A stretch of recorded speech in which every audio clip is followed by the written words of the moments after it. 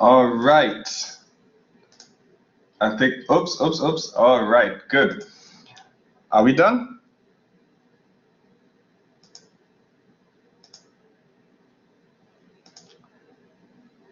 I guess people are still writing.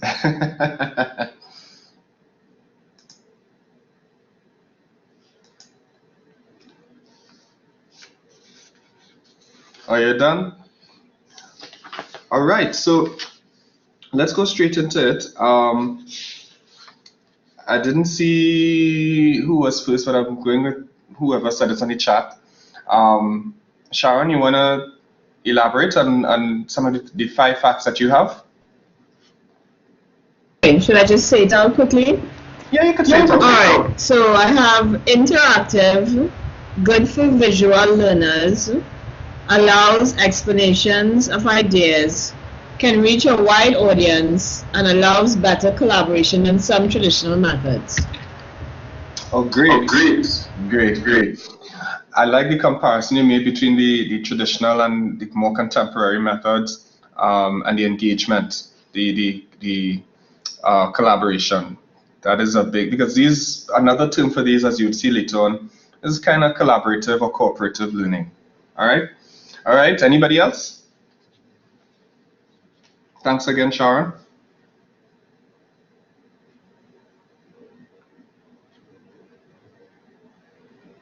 Anybody else? You could just hit the mic at the bottom of the screen and you could go right ahead. If not, you could just type it in.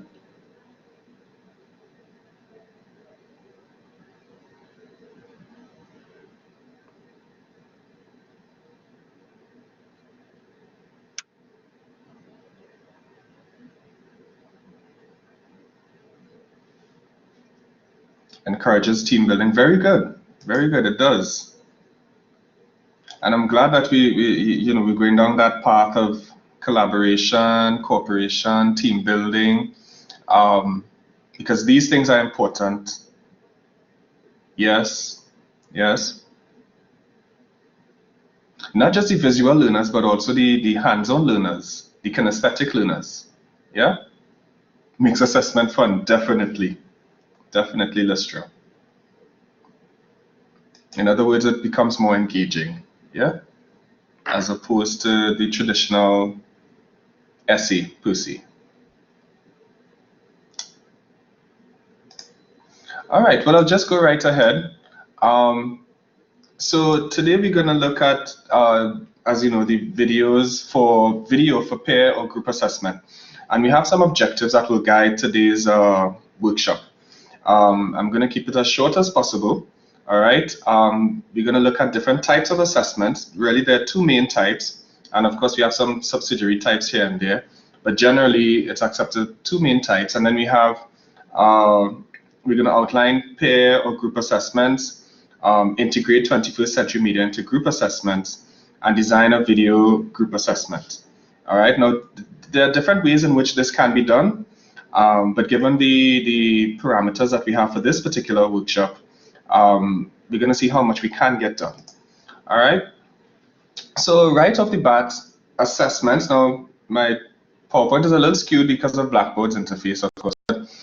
Assessments, I want you first of all to understand that it's a process. Some of us might know that, but it's a process, and we'll go, as we go forward, as we go along later in this workshop, we'll see how detailed of a process it really is. All right, nothing in assessment takes place in a vacuum. It's all connected, and it's really getting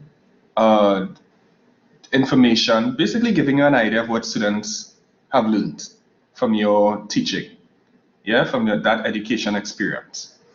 And it's not just when I say learn, anybody could, well, I don't have to ask this question. It's not just, when I say learn, I mean not just what they know or what they understand, but also what they can do as a result of the teaching and learning experience with you. All right.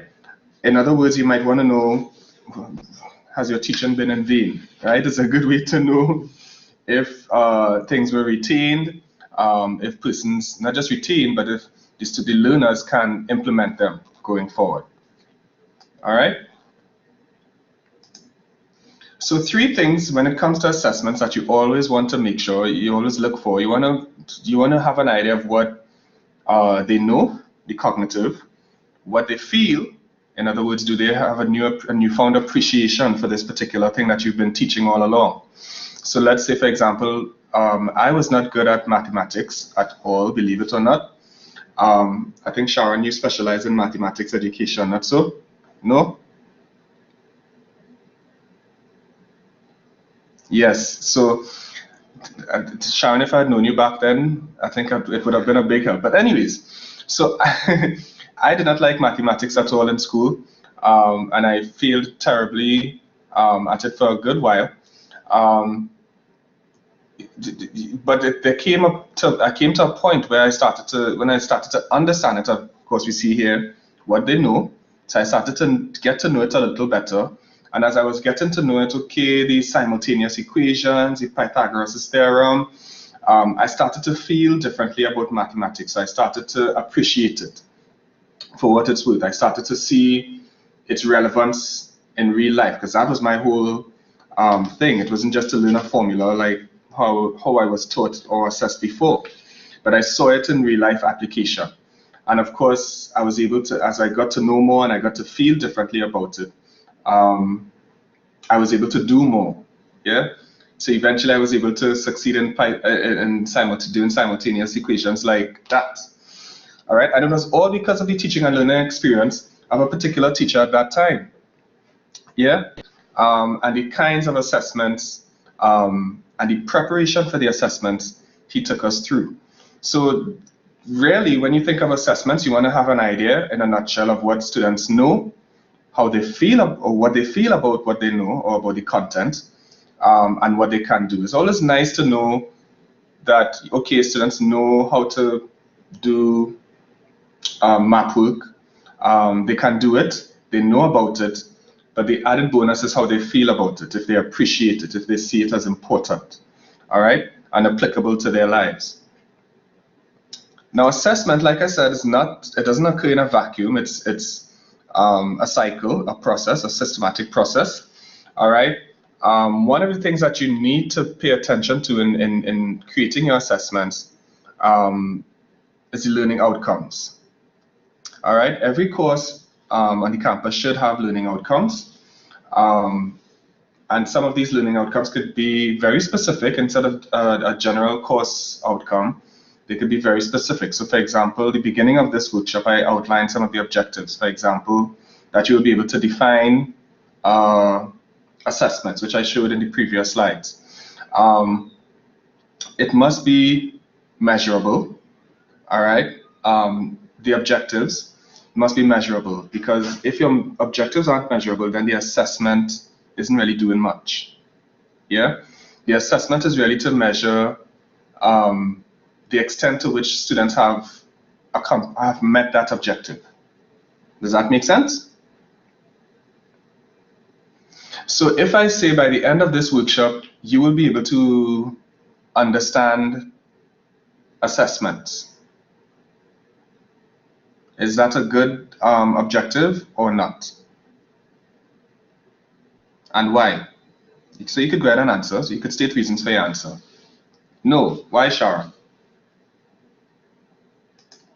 We're here to learn about using Vue, not about assessments. Right. Exactly. But more than that, it's about that is true. And we'll get to videos in just a bit, but I'm taking it like a step-by-step approach.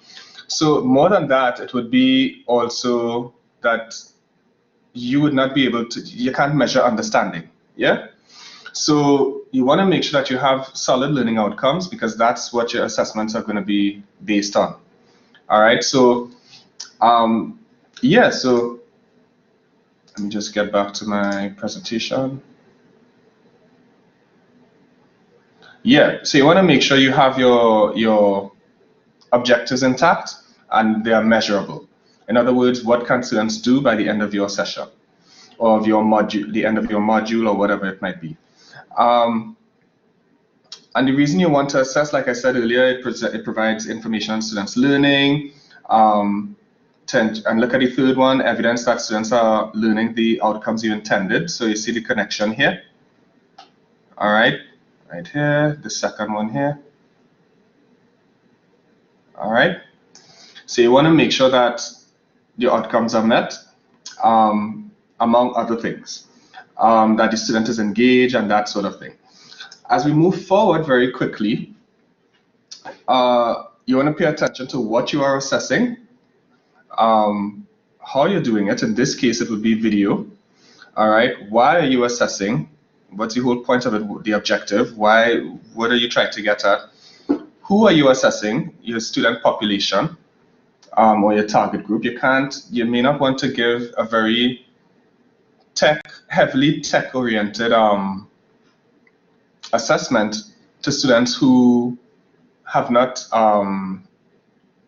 exemplified certain technical capabilities.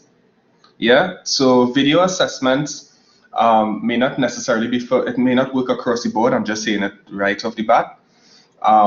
It is hinged upon the context, the persons you're teaching, the resources you have at your fingertips, and that sort of thing. And of course, when is the best time to assess? Yeah, I think that is self-explanatory. Again, my PowerPoint is a little skewed because of the software, the Blackboard software, but we move forward nonetheless. There are generally two types of assessments. Just covering this quickly as we move forward. You have assessment, summative assessment and formative assessment. The summative, similar to the word summary, the root word summary, takes place at the end of the course, for example, and the formative is more like coursework. Yeah?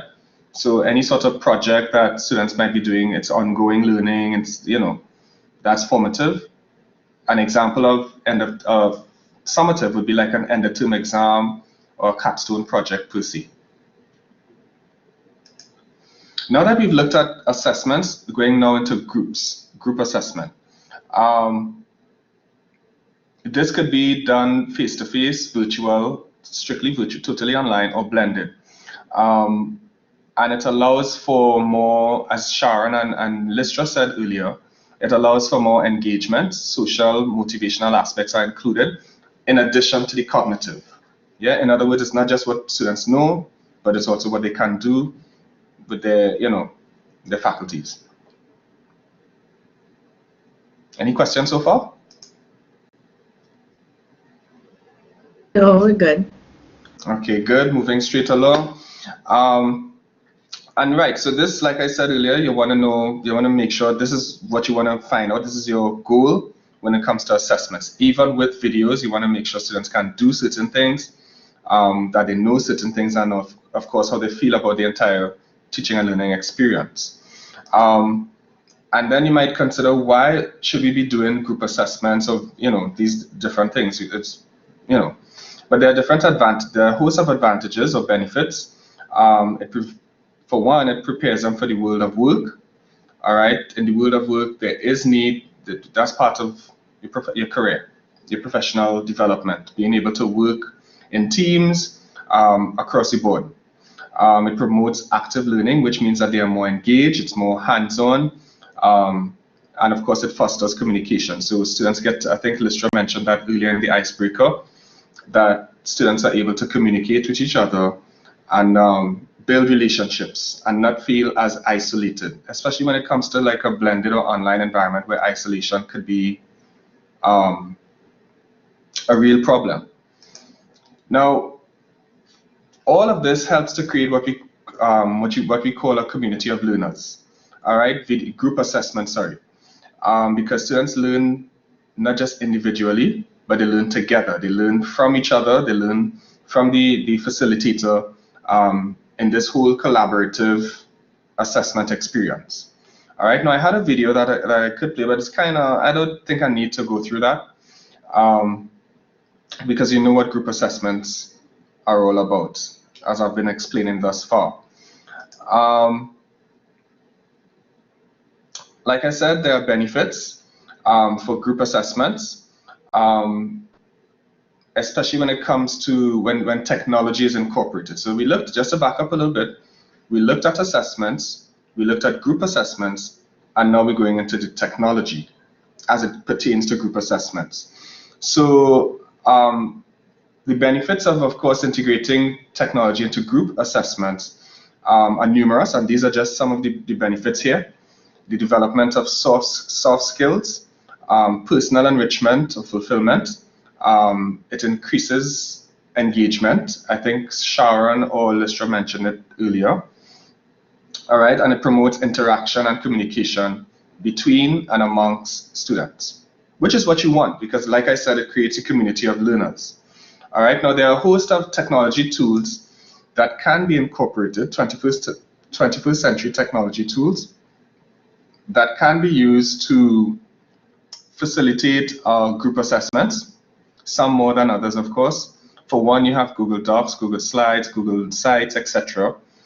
These are all collaborative platforms that would facilitate group work. All right. PB Wikis, that's also another one. It's a wiki platform that allows students to work together in creating a wiki, for example, like Wikipedia. When it comes to the more audio-visual types of assessments, these are some of the platforms that you might want to look at. I should choose another color, but you want to look at, let me just select another color, right? These are some of the platforms you want to look at. Screencast-O-Matic, VoiceThread, Powtoons, even YouTube, Screencastify. These are all free, easy to use technology tools that can not only facilitate audio-visual assessments, but also just general group assessments. Yeah. So this is just your takeaway for as your toolbox, so to speak, of technology tools that you could incorporate for your assessments. Any questions so far before we move forward?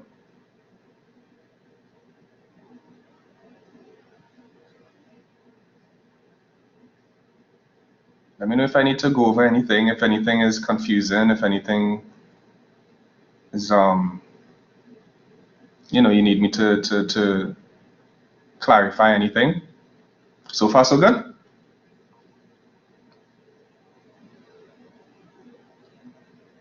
Okay, great.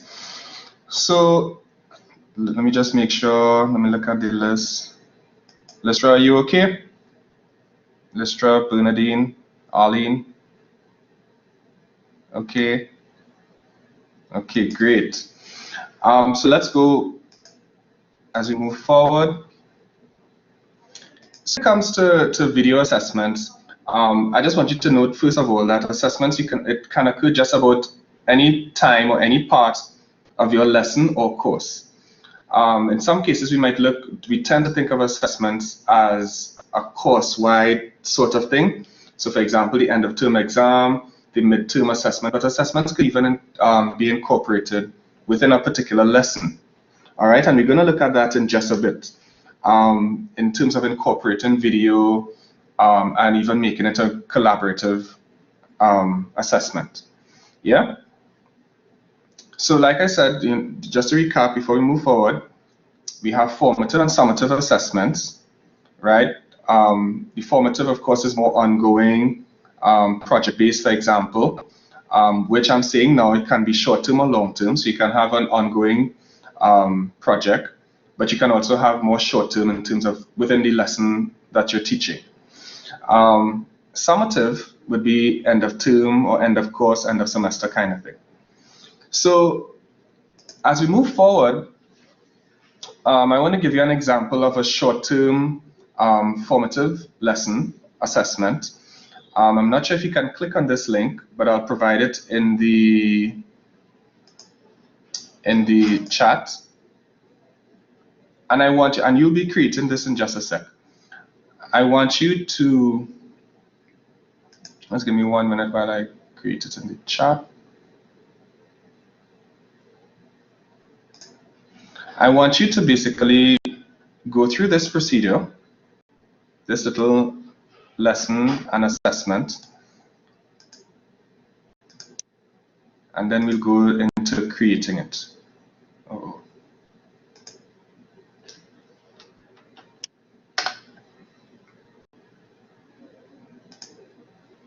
So I just place it in the chat. You could click on that link.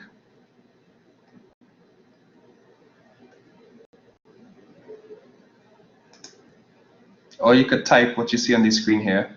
Any way works for me.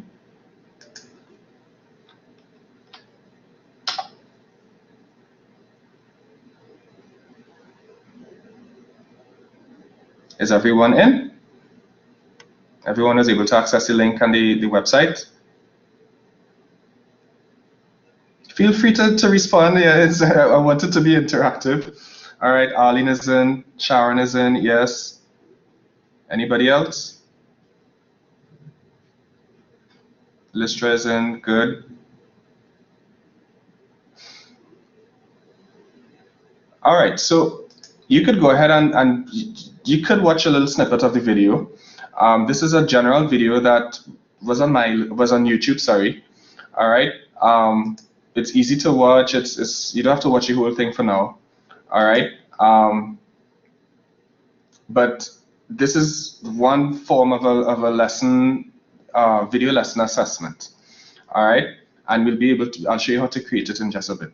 So this is one way of including videos in assessments, for group assessments, of course. So you can go ahead and go through this lesson and assessment, and I'll give you a couple minutes to do that.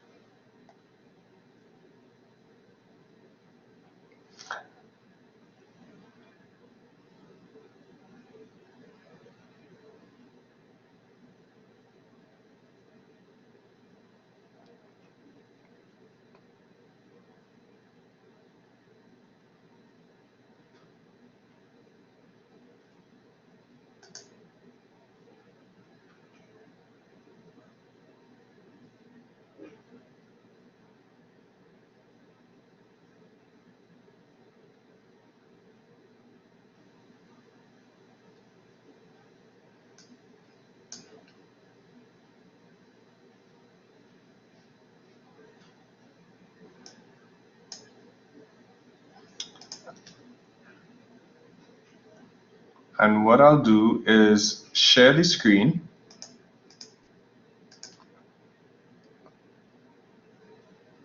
So you can see what it looks like.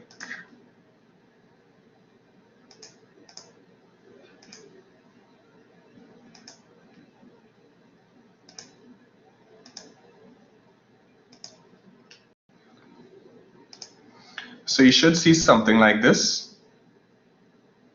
All right, where the video is on the left side, and let's say, for example, you're going to be watching this video, and this is,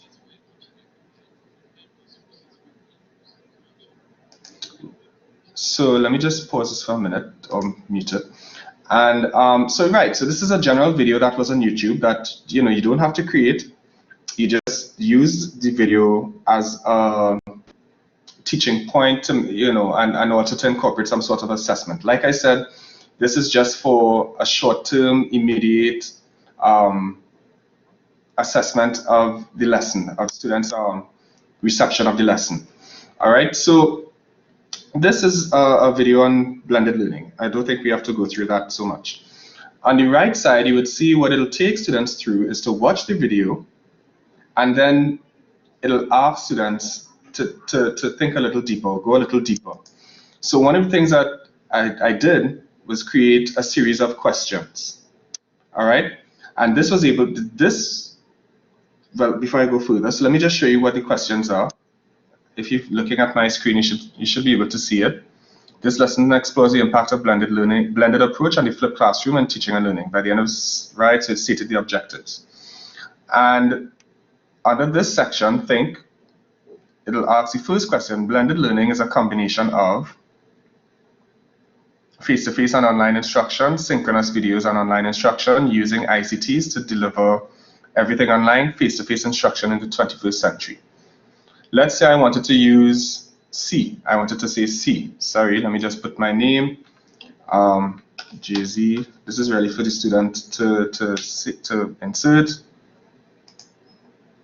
The student does not have to create a TED account. All right, they just have to create an ID or a pseudonym, anything of, anything of an identity. And the reason they're doing this is because, remember, this is really for assessment purposes. All right, do you want to know if students have learned what they needed to learn, right? So, and it'll provide you analytics for you thereafter, which we'll get to in just a bit. So you go through the phase. Let's say, okay, selected this one, C, you click Save My Answer, and it says that wasn't it. In other words, it's wrong. And this is where the video can be interlapped with the actual assessment aspect of this activity. So you have a video hint, which you would have set as a teacher in advance, and it will take you to the exact space where you needed to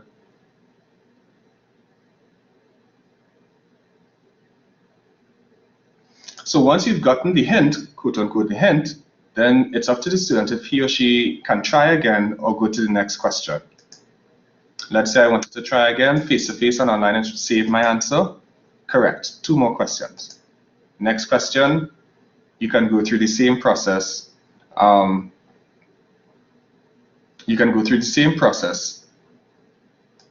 it goes on and on. Now, I only created 3 questions for this particular lesson as a form of assessment, and let me just do the last one. And it's just, of course, because of the context of this lesson. All right.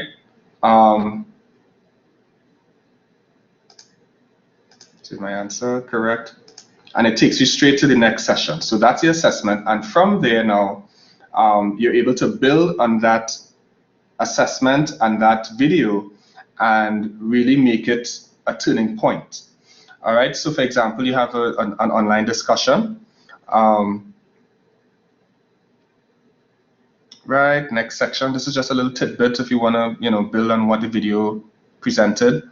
Then you go into the next section, which is an online discussion. All right. This is the prompt. What are common correlations that millennials have with blended or flipped approaches? You can respond. I'm not sure why it took me here, but you respond, and then any final thoughts. I don't think I opened the discussion, my bad. But yeah, any final points. I made it like a muddiest points kind of activity in terms of some misconceptions they had prior to the lesson and how they feel now. So you see that effective, thing comes in here. Yeah. So far, so good, guys. So let's go to creating our lesson. Let me go back to the PowerPoint.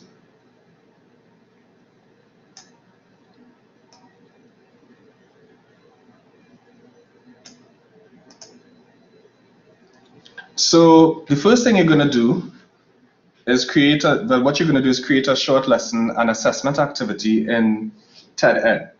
So I need you to click on this link,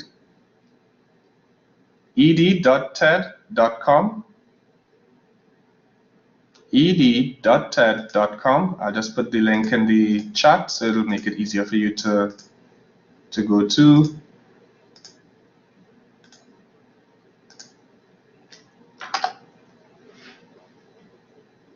Let me know if you have any questions, please.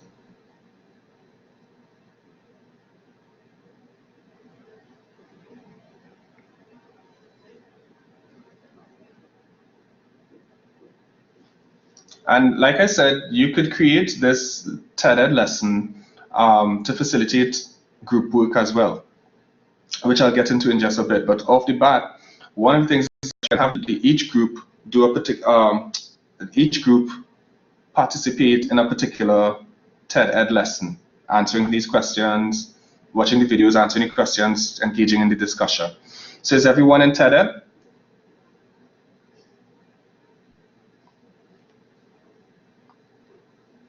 Right.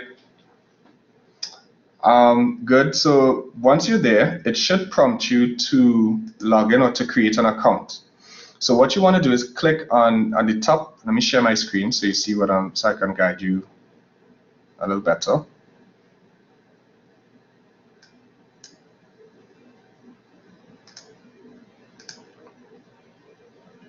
Just give me 1 second.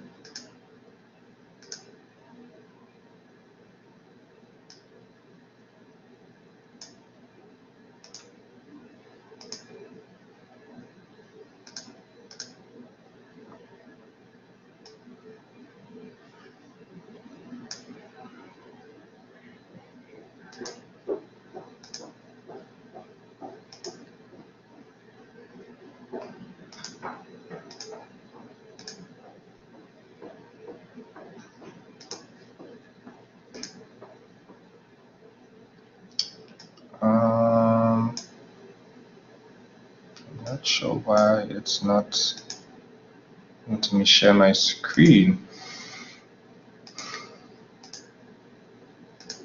Okay, let's try it again.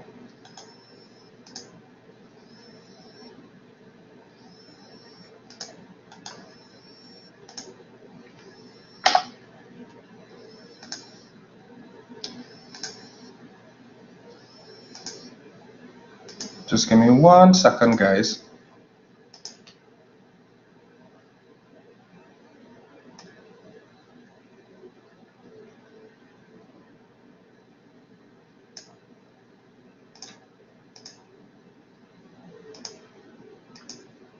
Okay, there we go. All right, so are you seeing my screen? So you would see on the top right side, sign in. You click sign in or register. In your case, if you don't have an account, let me just see the message. No, you're not seeing it, Sharon? Okay, yeah. Right, so you click on register.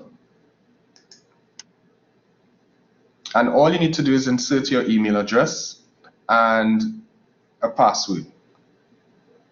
All right, so let's say I wanted to create one.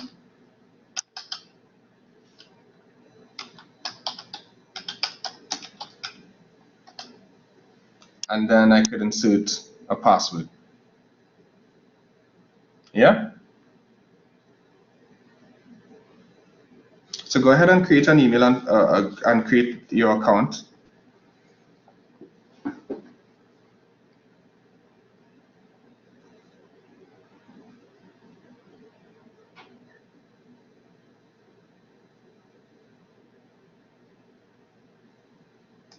And let me know if you need any help in the meantime. I'll wait here until, I don't want to go forward until everybody's on the same page.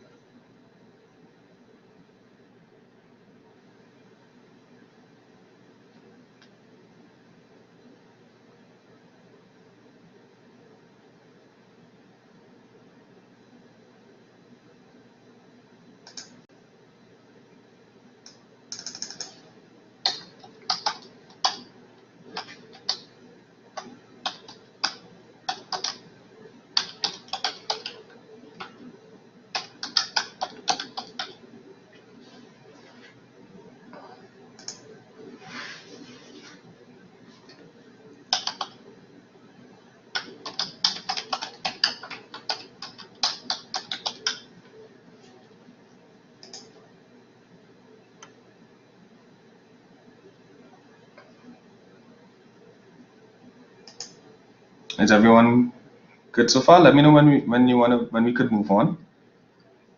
I mean, if you created your account.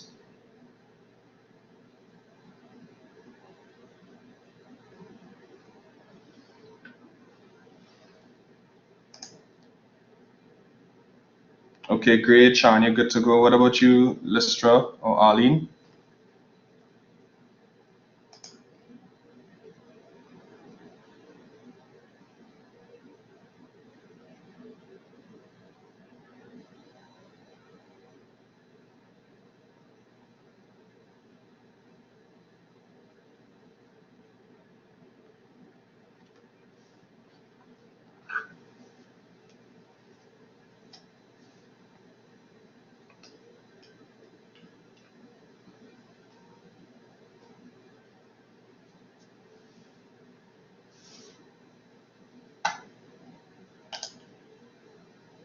Okay, great. Listra, are you good? Oh, well, okay, great. Sean, that's a good question. Why, in the meantime, why is TED better than using something like YouTube? Um, in fact, you can incorporate both. What I'm going to show you is to kind of merge the two of them. The thing with YouTube, you may not be able to um, make it, YouTube is kind of like dissemination of information as opposed to like using it for teaching and assessment and that sort of thing. So for example, if I go on YouTube, I could just look at a video and there's no confirmation or any sort of idea. You as a facilitator, you're not going to know that students actually learned something from the video. So this is where TED Ed would come in, where you can break up you could break up the video, and TED Ed is just one platform you could do it. But you could use the video now as a more engaging assessment tool. Yeah, so it's not just on one level, but it's more higher order. It encourages more higher order thinking, and that's an engagement and that sort of thing. Yeah. Does that answer your question? Sure, no problem. So in other words, instead of, because we could always take a YouTube link and just post it on My Learning and say, okay, look at that. But this is sort of like with TED Ed, this is more engaging. This is more facilitative of group work because students can complete these, the assessments, the assessment activities and so on in there as a group. All right. So I think I could move forward now. Let me just log in.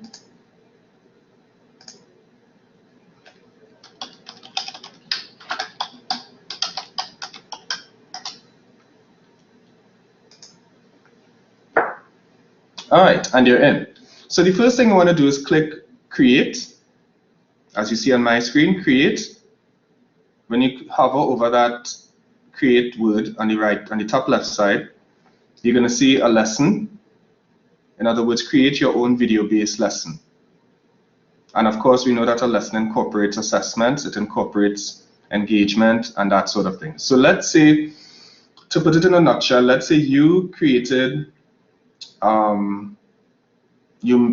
a video, or you saw a video on YouTube that you can use to enhance your lesson, all right, or reiterate a video that reiterates what you were teaching in the class, in the face-to-face class. So you click on a lesson, create your own video-based lesson, and this is where you should see a page like this. Sorry, create a lesson. Is everyone on a page like this?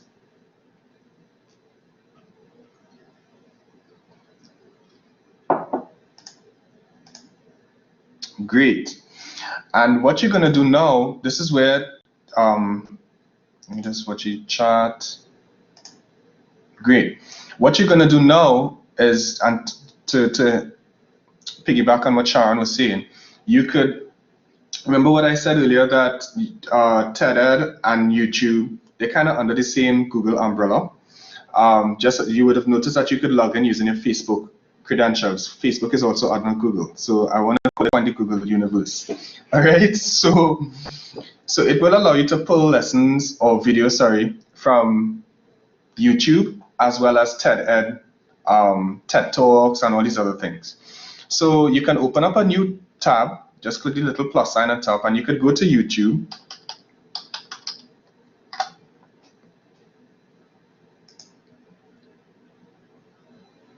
And from there, you could pull up,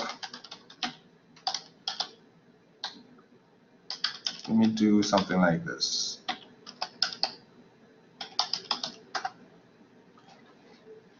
Right? You look up something, so go ahead and search on YouTube and find a video that suits you best.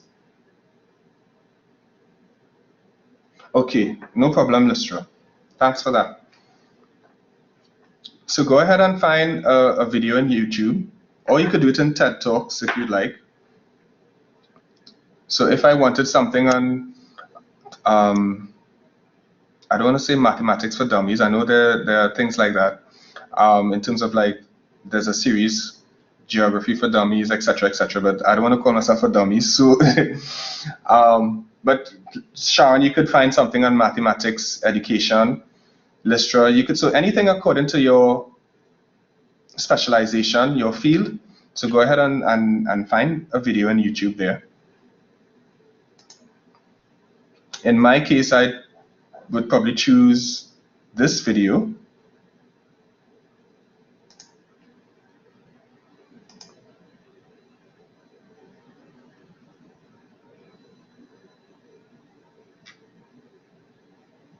And let me know when you found the video.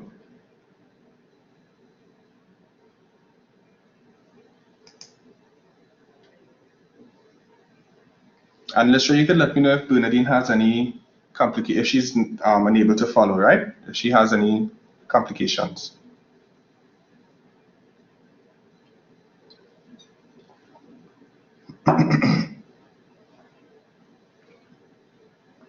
Great. So everyone has a video?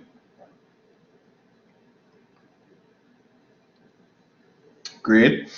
Nice. So once you've done that, you could I mean, in the ideal, you would want to review your video. If you're familiar with it already, that's okay. So you could review your video, and it's good to and I'll tell you why you need to review your video, because when you go to create the assessments, you need to know exactly where certain things appear or certain topics are covered in that video. Yeah? So I'm just going to look at a couple seconds of this. Right, so I'm just going to use that for now. And once I've done that, I'm going into this, copy the link, sorry. You copy the link to that video in YouTube that you found. That's just at the top here.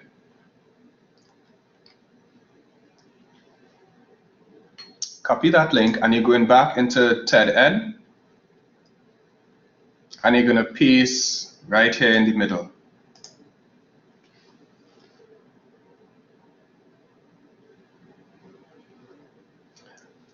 Once you've done that, you click search, and it will find the video for you. There you are. So let me know when you're there. Is everyone and thus have gotten thus far?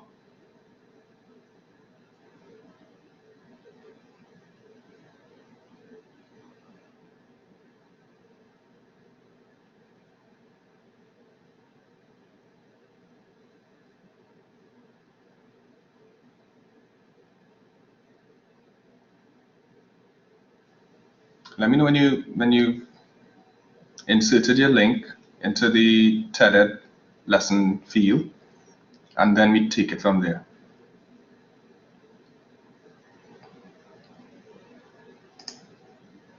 Okay, great, nice. Listra, you good? You and Bernadine?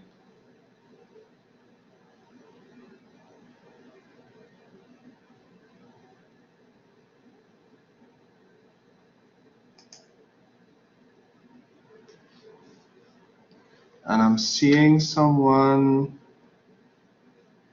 who seems to have technical issues. She's joining and leaving intermittently. Listra, you are good?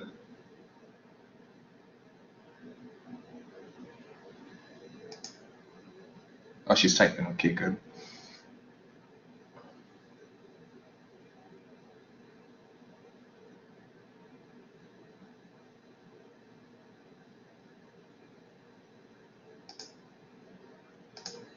So once you're there, guys, if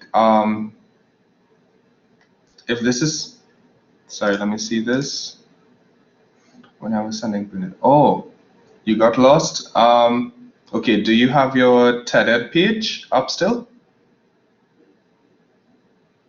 Do you have this page up with create a lesson?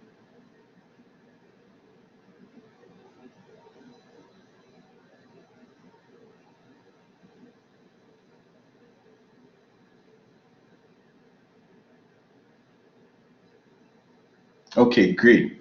Did you get your video on YouTube? You just go into YouTube and you find a video. Right, great. So copy the link to that video, and you're going back, copy the link at the top, the URL. You copy that and you go on back onto TED and paste it in the middle, that search field that you're seeing there in the middle under create a lesson. You paste it inside there.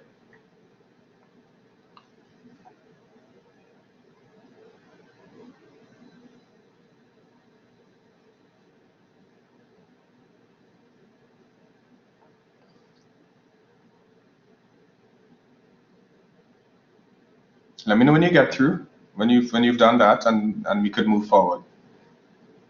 Yeah?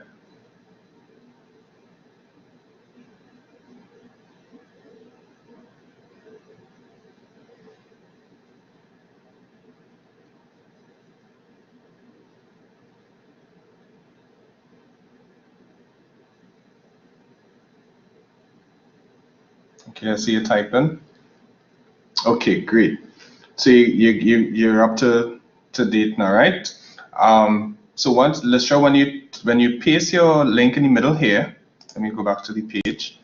When you paste your link in the middle here, you click on this little magnifying glass, and it will find that video for you.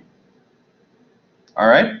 You should see a little thumbnail of what the video looks like, so you know that's the exact video you wanted to use in the first place. All right? So when you click on that video, you could always vet it to make sure it's on point. Then you click continue. So now that you found the video, all right, you could change it. You can crop it. Let's say it's a 10-minute video, but you're only interested in 5 minutes. You could go right ahead and crop that video, right? Most times I prefer not to, all right, because I think it's still information that in most cases students would need to know about. So once you've done that, you click right here. You should see everyone on a page like this, where you should see get started, add your content here.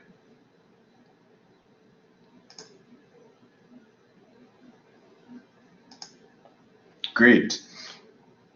Nice. Great, Listra. So you click on let's begin. Click on let's begin. And you're going to provide, because you can't, like I said, remember, assessments don't occur in a vacuum.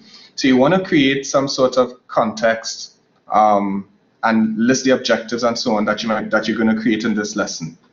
All right. It could be, like I said, stemming from a lesson you already did with the class, a face-to-face session.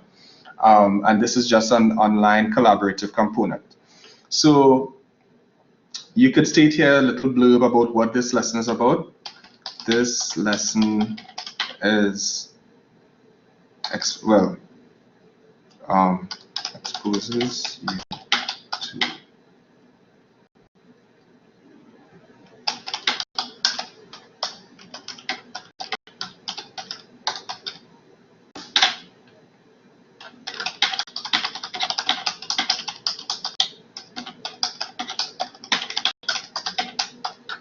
So let's say, for example, in Sharon's case, you could say this this lesson will want you to teaching simultaneous equations, whatever your video is based on, right? I'm just giving that as an example. You may or may not want to state the objectives. I prefer to, just because it's the whole framework of a lesson, so I like to make sure the objectives are clear. So yeah, you'll be able to, if not, you could just put a little 2-line, 3-line blurb, and that should suffice.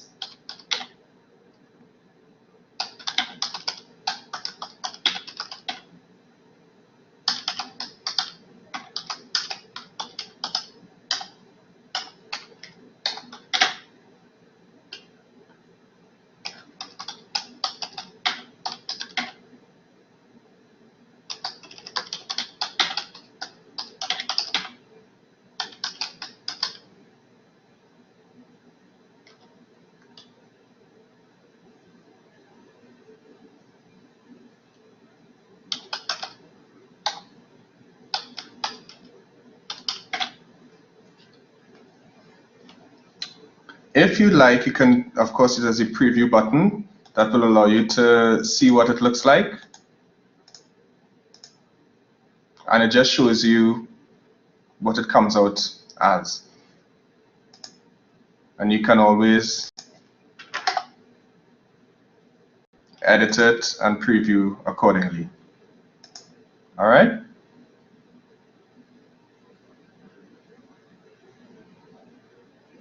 So once you've done that, you click on Save. That's a green button with a tick here. And click on Save, and you could always go back and edit it. It's not like a set in stone kind of thing. It's very flexible. So once you've done that, it should take you back to this page, the lesson page. Is everyone on this page now?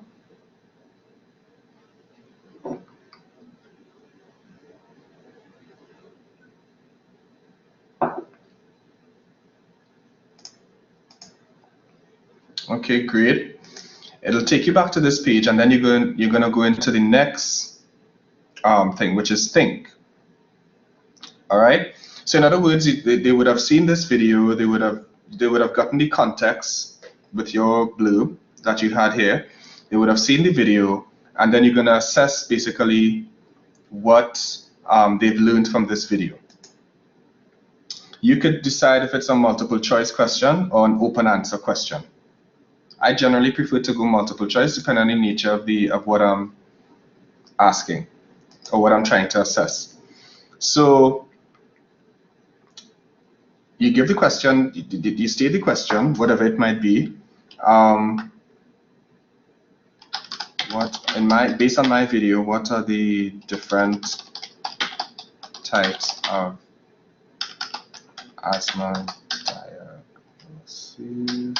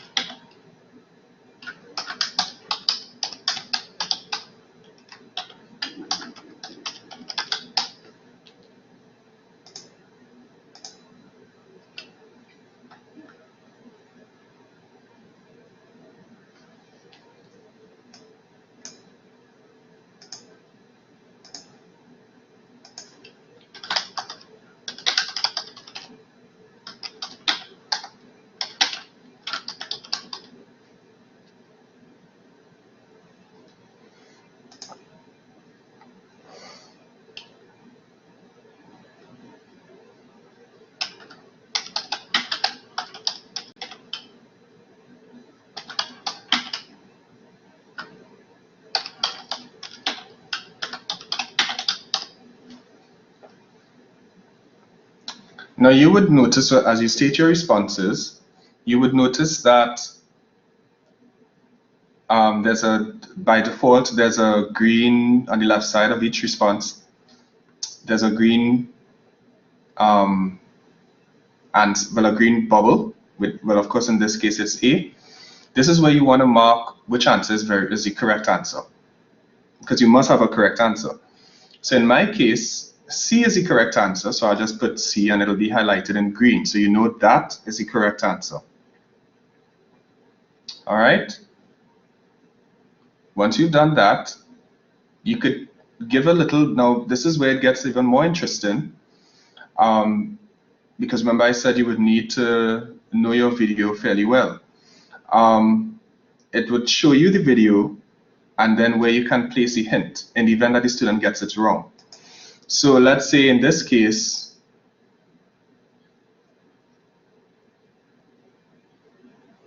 right, so in my case, I would put mine to, I'll use the scroll bar just, you know. In fact, mine is very early. Let me see if I can look.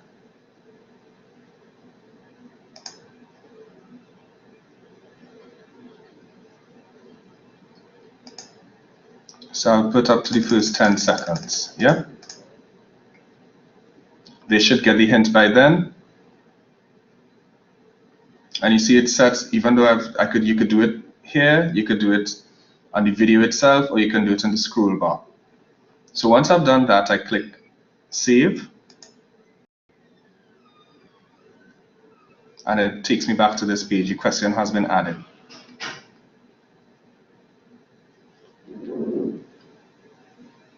Are you back on this page?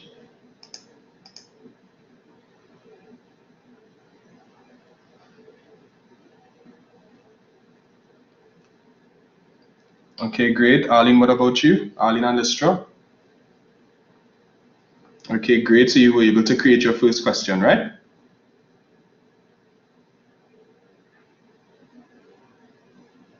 Great. Let's add. Okay, great. Very good. And I guess you could share it with us. And this is the next thing. We'll get to that in just a bit. Very good, Arlene. Nice and adventurous. I like that. So let's add a couple more questions. We could add about about 2 more questions at least. And it's the same procedure. You click Add Another if you want to make it open-ended, or if you want multiple choice. So let me add another.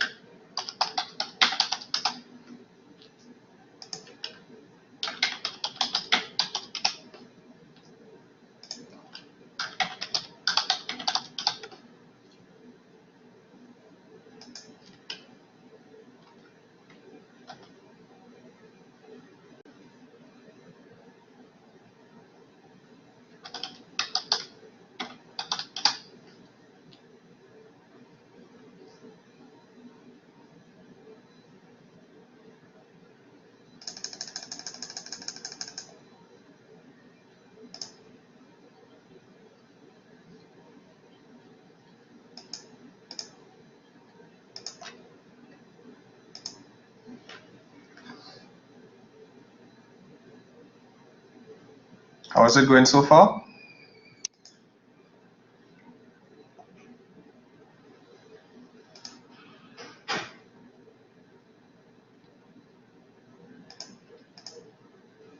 Okay, great, great.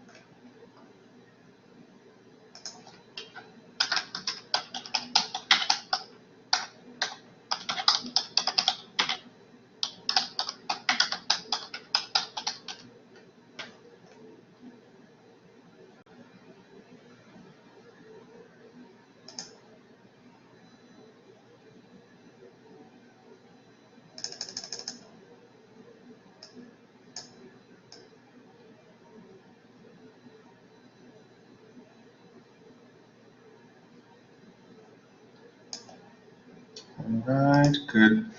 Let me go to, yes, yes. To Sharon, that's your question, yes. It's not just for self-assessment, but you can also, and I didn't get to show you that just now when I was doing mine, but yes, it shows you. That's why, like, when students, if you did the one I showed you just now, mine, you would have to put like a pseudonym or any, some sort of name for yourself. Yeah. So that way I can tell who got which question right or wrong, or just couldn't answer the question, they just didn't know the answer. Because sometimes, remember, the question would give you, if you got the wrong answer wrong the first couple of times, it will give you a hint in the video. But if you really can't answer it, then you just skip to the next question and it will show everything.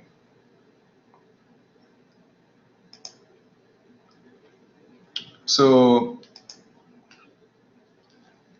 so I created my questions, and I can drag them in the order that I would like them to be. So once you're on this page, let me know if you're on this page where you created your lesson.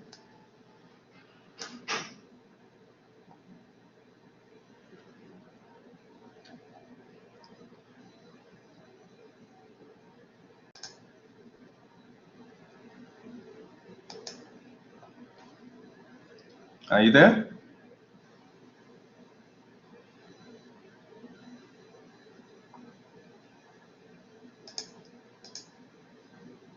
Okay, great. Arlene and Lisra, you're good?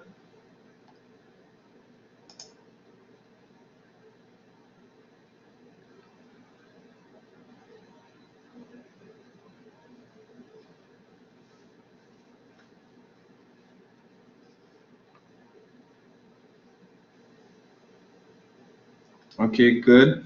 So let's move on quickly.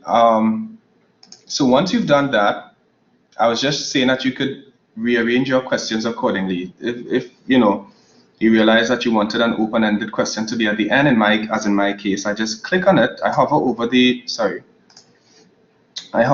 question that I'd like to move, and you would see a sort of 3-line icon appear right by the cursor here, right here. So what I do is take that and drag it to where I need it to be. All right? And it automatically saves it when you reorder your questions. All right? Once you've done that, you click on Dig Deeper. And this is where you could state any sort of tidbit or clincher, or depending on your field, any extra statistic that builds on what the video has. You could even include an image. You could include a link to additional material. So in my case, I will include a link.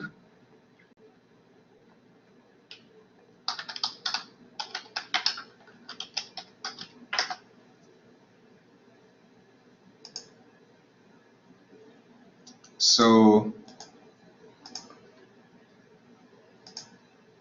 and you can do this whether you want to do it through here or through, if you want to hyperlink a word, feel free to do so. So in my case,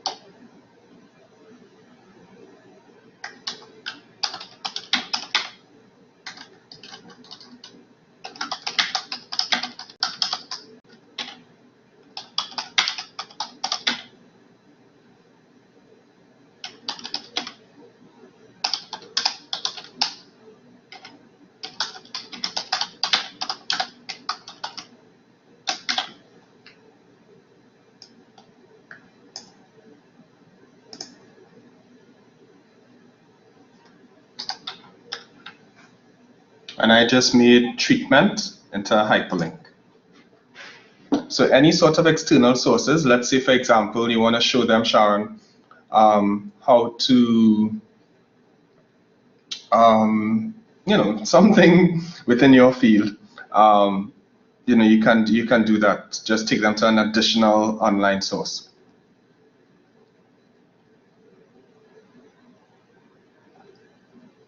And I save, and it takes me back to this.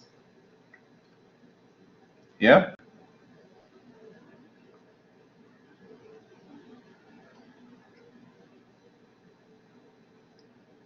So we added that little dig deeper section for additional information. Are we back on this page?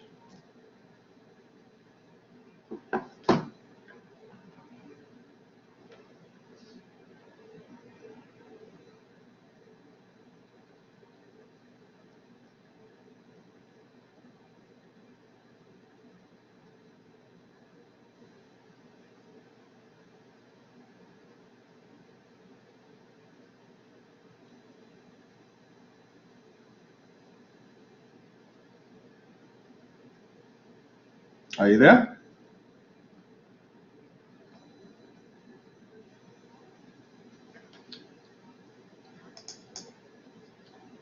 Let's see. Okay, great. So once we've done that, we go into the discussion forum, which is the discussion part of it, discuss. So you see how just from this one video, and this is like a teaching point all together. From one video, you could get so much to build a lesson and an assessment therein, because well, an assessment is part and parcel of the lesson. So let's say, so you click on discuss, and it'll take them to a discussion where you would create a discussion forum by first stating the prompt. In other words, the question, what is it you want them to answer?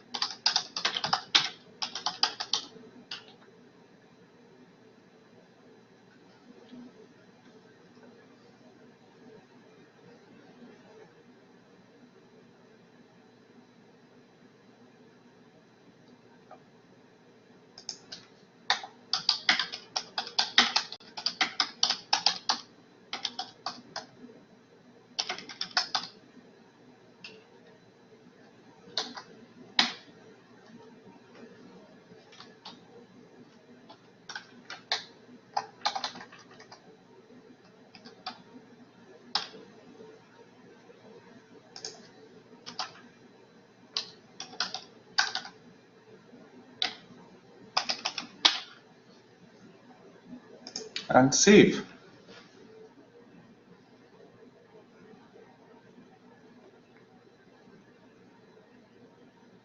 All right, so far so good. Let me know when you finish, and you could and you're back on this page.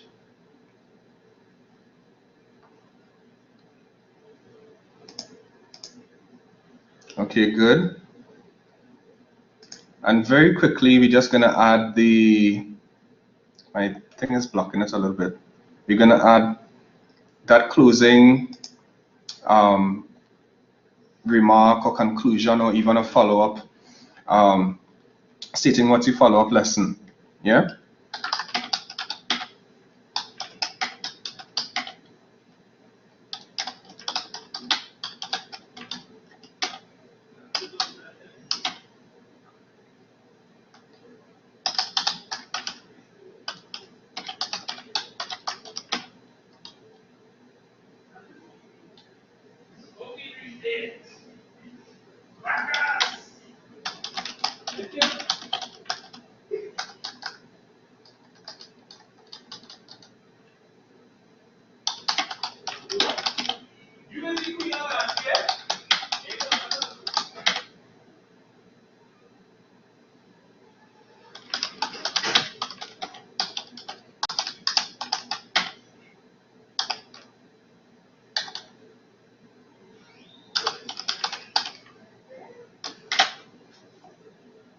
Yeah?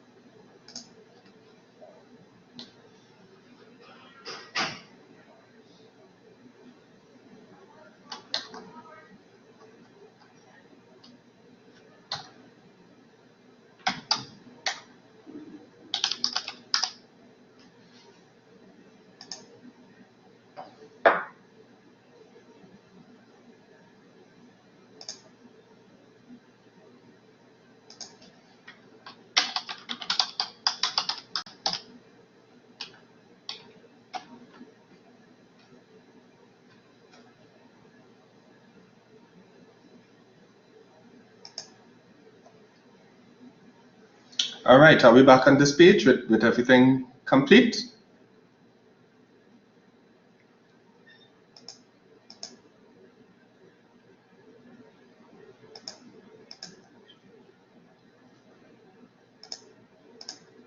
All right, good. Sharon and Listra, okay, good.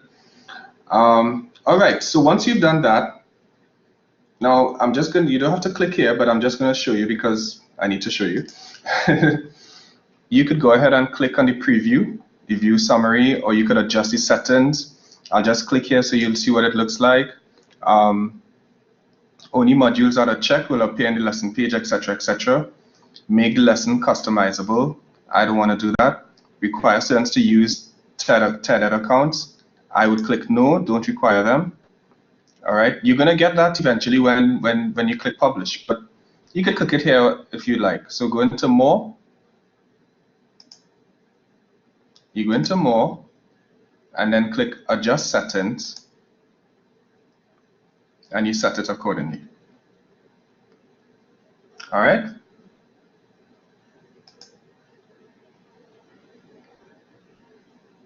Once you've done that, and this way, your students would need to create a TED account to do this, to access or do this lesson. All right, it's open to whoever you share the link with. Once you've done that, you click on publish. And like I said, you're going to get this message again. So I set it to so that students will not have to create a TED account to see this lesson. And you just click share your lesson. And you can share it on any of Google's social media apps, such as Facebook, Pinterest, Twitter.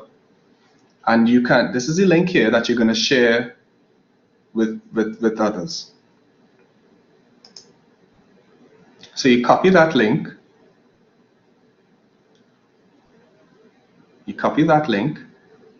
And if you want to share via email, let's say if you have their email addresses, instead of going on back and forth and all over the place, you could send it to their email addresses. And that's it. You just send the email. So let's say I want to send to justin.friend@sta.uwi.edu, right? And I could send it to me, basically.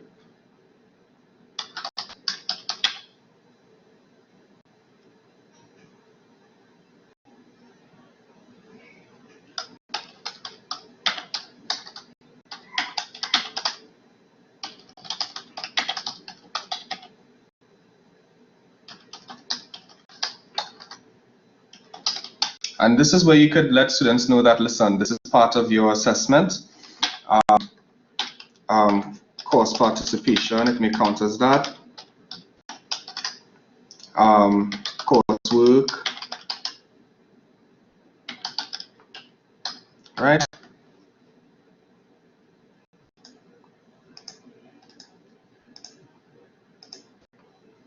And you could do that.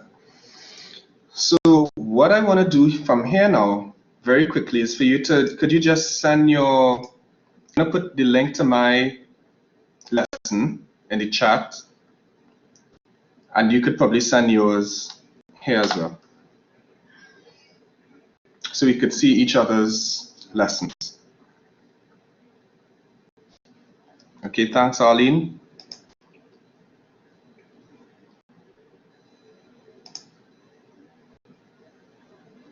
Okay, good. You use a TED Talks. Good.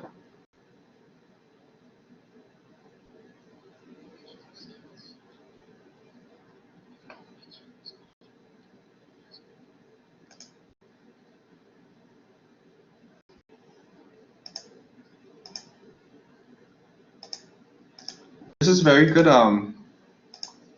Arlene. And so what is digital literacy? Good. I think you could see my page. I'm not sure. Can you?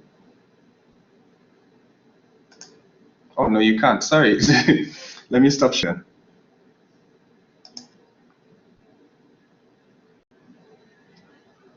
All right. No problem. No problem. No problem. I understand with the Wi-Fi. And if anything, you could always message me for subsequent assistance or a one-on-one walkthrough with everything. Is that okay?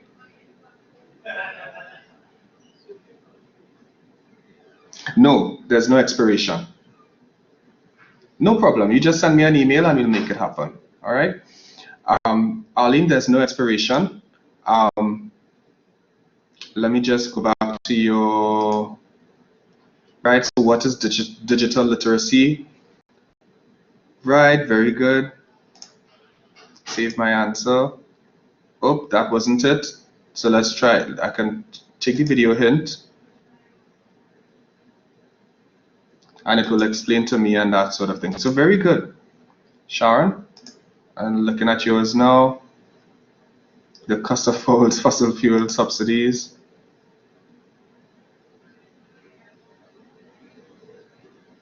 Right. And so we could go, right, good. And then the discussion. Right, I didn't see a discussion. That's okay. Oh, you didn't. All right, cool. So we get an idea of what it looks like, right? Yeah? Right, so let me just continue as we wrap up in just a bit. Let me scroll to where I need to be. So this is what we just did. We were able to find a video and create a TED account, find a video, create a TED lesson and assessment, and then share for students in your class. Now, like I said, you would need to break your students up into groups. And the link, at the bottom of this, I think I have it in the next slide as well. For a video lesson assessment, you could have students create a video. All right, I think I outlined this next slide. Let me see. Yeah, it's a little skewed, but one way to integrate videos for your students is not just for you. Now you could create the video. Let's say you do a simple screencast and you upload that to YouTube and then students follow those instructions. But you could also let students create the entire video themselves using the same screencast or using their phones to let's say they went on a field trip and they need to create a video, let's say exploring the landmass at Mount St. Benedict, right? As a group, separate groups, of course. They can do this, upload it to YouTube, and then create a TED lesson, which would function. And they could even do this presentation in the class. So from their YouTube channel, they pull up that video and then go straight to TED. Well, in fact, they may not need a YouTube channel once you've included it in TED. So you can call them up and they do the entire TED lesson and assessment in front of the class. All right. And like I said, this may be now for not just the short-term lesson assessment that we just did, but this is where you have them create that lesson assessment amongst themselves. And this will be a sort of long-term assessment. Yeah? Now let me just very briefly recap some points on creating a lesson and how you go about using video for peer group assessments. Now that we've created our lesson and I've showed you how you can create these lessons. You don't have to do this activity, of course. I'm just outlining some of the, in fact, I have the information, I think,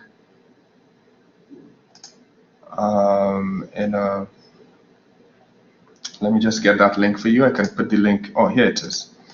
So you want to follow this little guide I'm including in the chat. You want to take a look at this because this will give you some guidance in terms of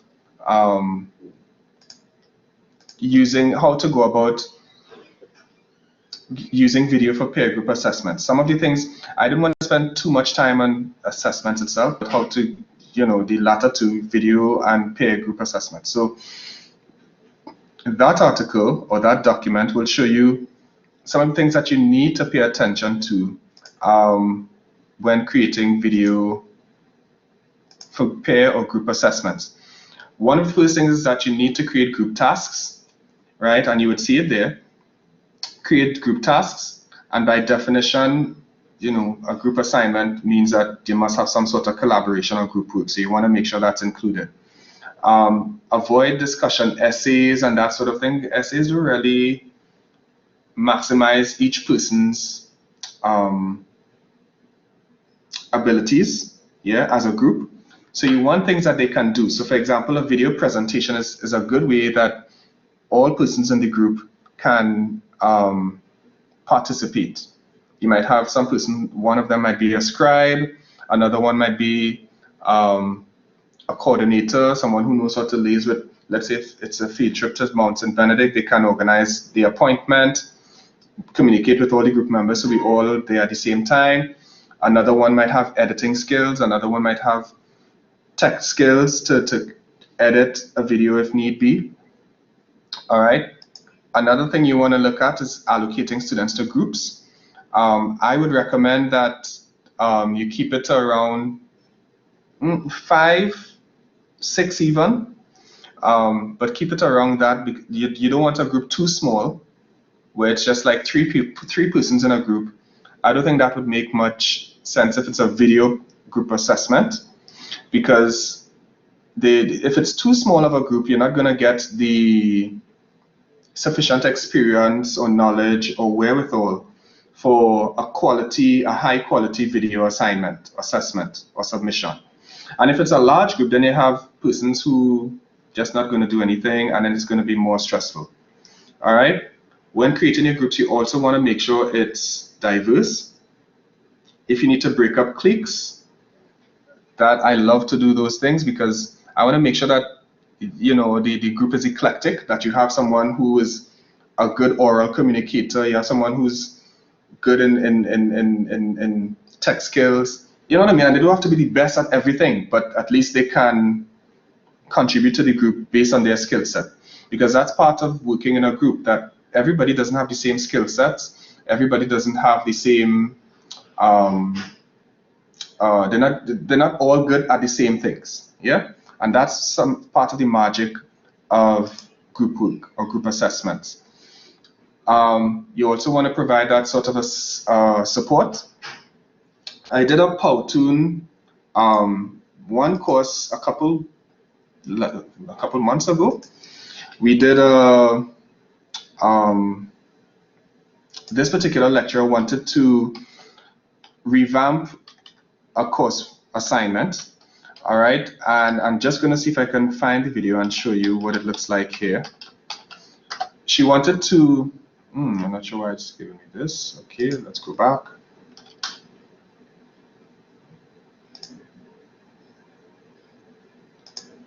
Okay, it's blocking me from.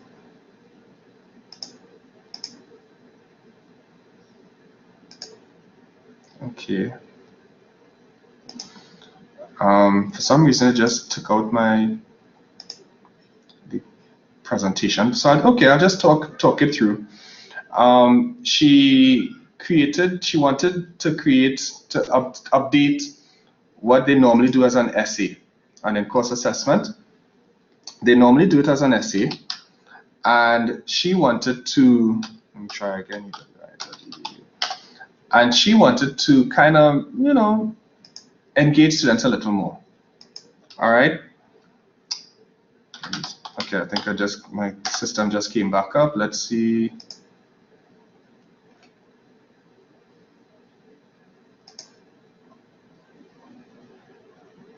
Oh, it still isn't.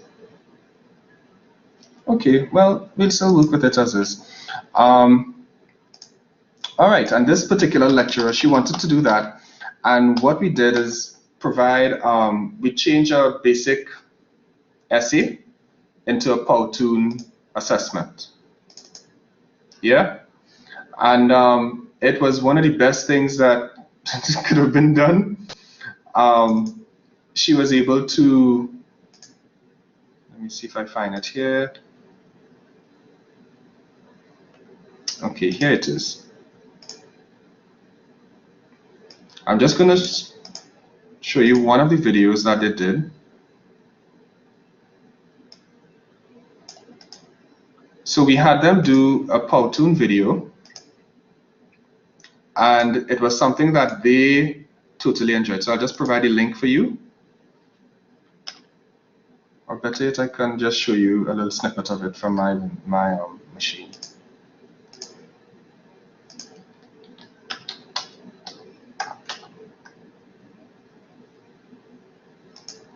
All right, so I'm just going to share this last bit before we close off. All right, is that okay?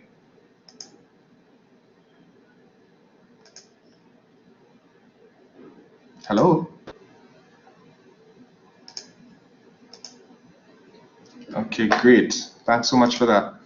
So you should see on the screen a little snippet of what their presentation was like.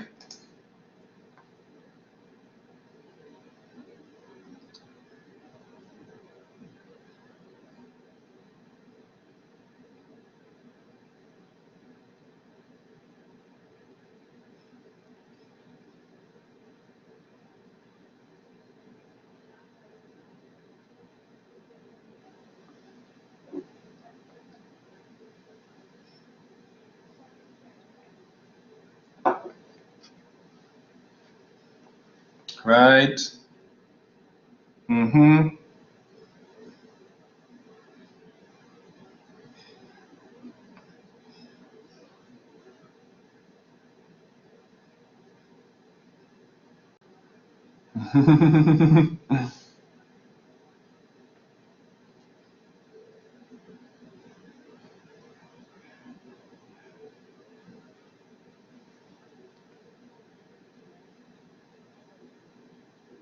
And I'll end it in just a bit.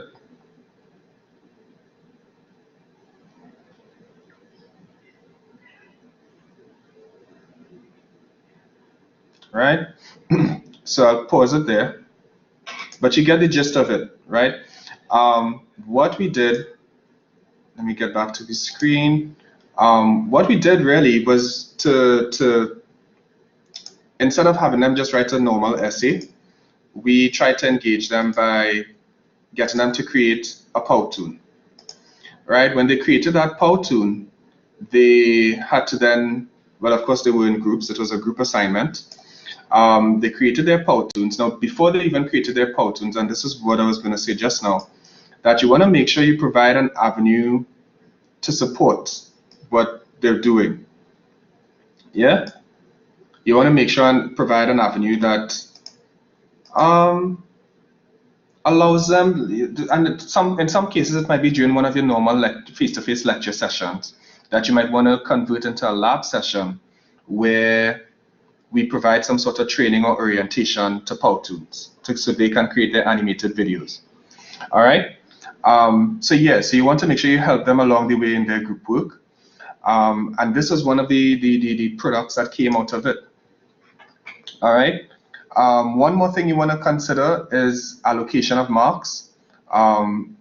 If you want to mark members individually or mark a group thing, that sort of thing, or have them assess each other. That's also another thing. And of course would be the presentation of their work. How are they going to present their work? Yeah? So you want to make sure that it combines not just the video itself, but there's also, you can, like you saw in the video just now, you can include text, so you have that written element. I think what they did, in addition to including text, they had to sort of present it to the entire class like a real professional oral presentation, all right, and entertain questions and that sort of things, those sort of things. So these are things that prepare them for the wider world of work and really help in making the connections. And that's how you really incorporate video for peer group assessments. You can incorporate it in a way that it gives you the instruction. You give the instruction via video. In some cases, such as this activity I have here for you don't have to do this activity, of course, but you introduce them to a particular concept, then you deliver the instructions via video, right? You provide feedback in some instances. You have them create their YouTube channel. Now, the reason you want to create a YouTube channel is because videos could be very large files. So you want to make sure that it's a URL. When it's a URL, it's much better. You don't have to worry about space. All right. And in cases where students might be asking for editing, how to edit a video, these are two platforms that have been tried and true for video editing, right? iMovie for Macs, Windows Movie Maker for Windows. There's also another platform called VideoPad, all right, that is really good. Let me see if I can find it here just to show you. Okay. I don't know why my okay, good. So I'll just show you what this looks like, and we'll end with any questions. So any sort of video editing, if it doesn't require anything, but you could see for yourself what it looks like. If I want to incorporate a video, I could just drag and place it in here, right in the middle here. All right, and then of course edit it if I need to cut, if I need to tweak, and then of course export it to a different platform. And this is all free. All right, so VideoPad, that's another platform in addition to what I just showed you. Yeah.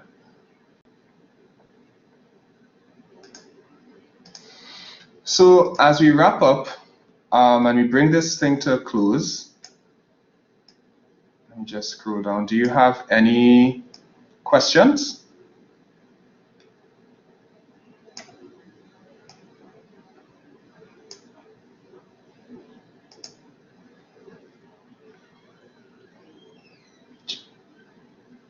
Oh, great, Sharon, no problem. Just to recap, and feel free to shoot any questions if you have any. We looked at different types of assessments, and we looked at group assessments as well. Some of the benefits of group assessments, how to create a group assessment. We looked at different technology tools or media for group assessments. I think I showed you that list with Powtoons and Screencastify, Screencast-O-Matic, Padlet, and all these others. And then we looked at designing a video for group assessment. We created the lesson assessment activity, and then I showed you how you can contextualize those or apply those to have students create the same. All right. Now, videos you could also use to create to give feedback, like I said earlier. Sure, you could get the whole you could get this whole recording actually if you'd like, or just the PowerPoint, no problem. All right. Sure, no problem. And yeah, any other questions?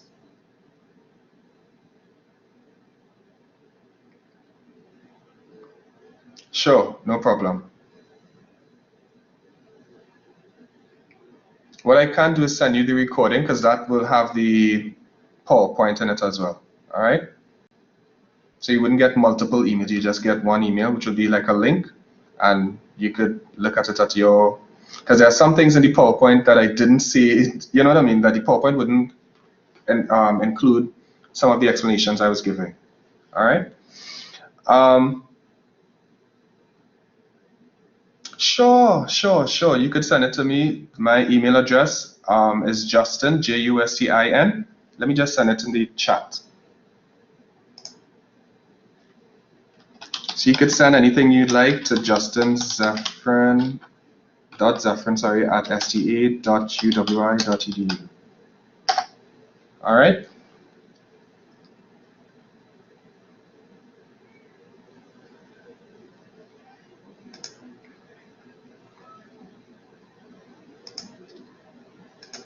So as we close, remember to do, you should have gotten a a workshop evaluation. Sure, and we're ending now, Sharon, so that's good. No problem, Arlene. All right, so you should see a video workshop evaluation in your emails, and we can take it from there, right? So feel free to send me an email if you have any questions, and we'll keep in touch. All right, guys? Thanks again.